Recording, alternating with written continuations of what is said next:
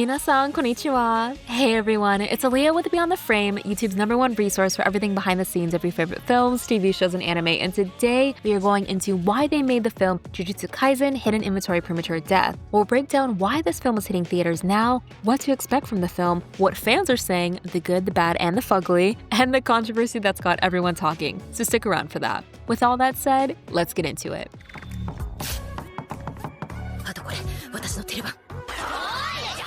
So, if you're wondering why Jujutsu Kaisen is making this film, then you're definitely not alone because this choice is kind of unexpected.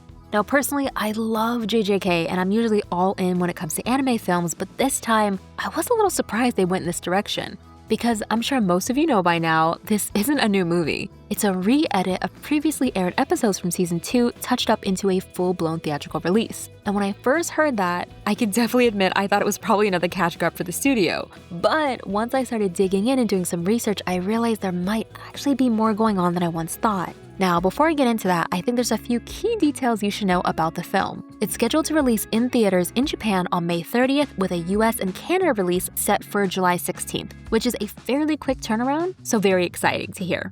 The film itself follows the Hidden Inventory Premature Death arc, which was the first portion of season 2 and focuses on Satoru Gojo, specifically his time as a young student. It's a flashback story that gives fans an opportunity to go back in time to see what Gojo and Suga were like before everything went wrong. It's a beautifully heartbreaking story, but it does raise the question, why did they turn it into a film? I think there's a few reasons for that, and while some of them do focus on the business side, there's actually some strategy here too. The first thing I'll mention is the fan engagement. Releasing this arc as a film helps keep Jujutsu Kaisen in the public sphere between seasons, especially since season 2 ended back in December 2023, with season 3 not yet confirmed with an official date. So this movie essentially acts like a bridge, helping to keep fans invested while the studio gears up for what's next. Plus, let's be honest, getting to watch it in theaters with the audio mix and the big screen quality is definitely a treat for those who want to re-experience some of the most emotionally loaded moments in the series. But then, there's also timing. This film is dropping right at the start of summer in Japan as well as midsummer in North America, which can be considered as prime movie season. Lastly, there's this trend we're seeing across the anime industry, recap films. Shows like Demon Slayer, Attack on Titan, and My Hero Academia have all experimented with recap-style releases, and as much as some of the fans roll their eyes at this, these movies actually perform surprisingly well, especially when they're marketed as experiences rather than just reruns. But what do you think about this? Do you like that the studio is compiling previously aired episodes and giving them the cinematic touch? Leave a comment for me below. Now, having said that, I think many of you are very aware of the mixed fan reactions whenever an anime film hits the theaters, especially the ones that are only focused on rerun episodes. On one hand, there's definitely some excitement around getting to relive the JJK arc on the big screen. Hidden Inventory was a major emotional turning point in the JJK timeline, and for a lot of fans, seeing Gojo and Geto's backstory play out on the big screen is something they're genuinely looking forward to. It's also a chance for newer fans or people who didn't watch season 2 weekly to experience that story in a more immersive format with all the episodes given to you up front.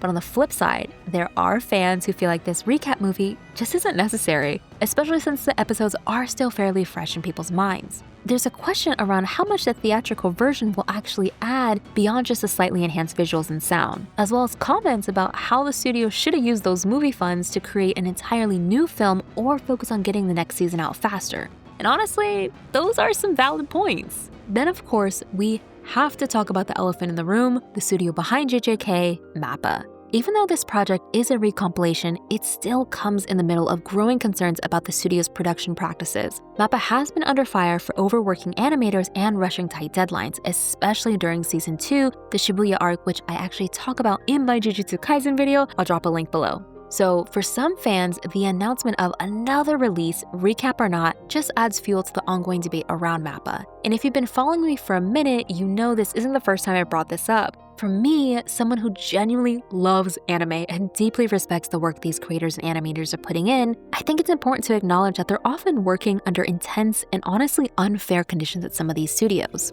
But before this video comes to a close, I have to mention a few hidden gems about this particular JJK arc. You may already know this, but the film will include a brand new mini anime featuring the main cast. You can likely expect to see a short original animated segment that includes the present day cast, so even if you've already seen the original episodes, a small bonus for those heading to the theaters. The JJK creator Gege Akutami intentionally chose names for Satoru Gojo and Suguru Geto that mirror their destinies. Satoru translates to enlightenment, highlighting Gojo's innate genius, while Suguru means outstanding, emphasizing Geto's achievements through effort. This contrast underscores their opposing paths, Gojo's natural talent versus Geto's hard-earned strength. Something Gege Akutami also shared was that they were advised against creating flashback arcs due to potential drops in reader engagement. However, Akutami-san proceeded with the hidden inventory arc to provide essential context for the Shibuya incident, particularly Gojo's sealing.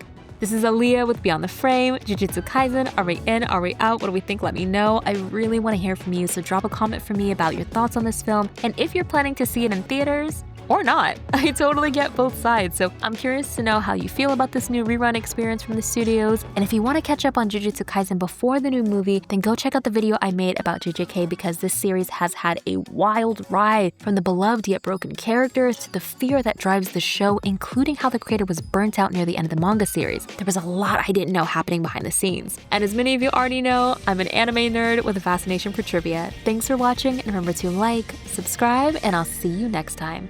じゃあ、またね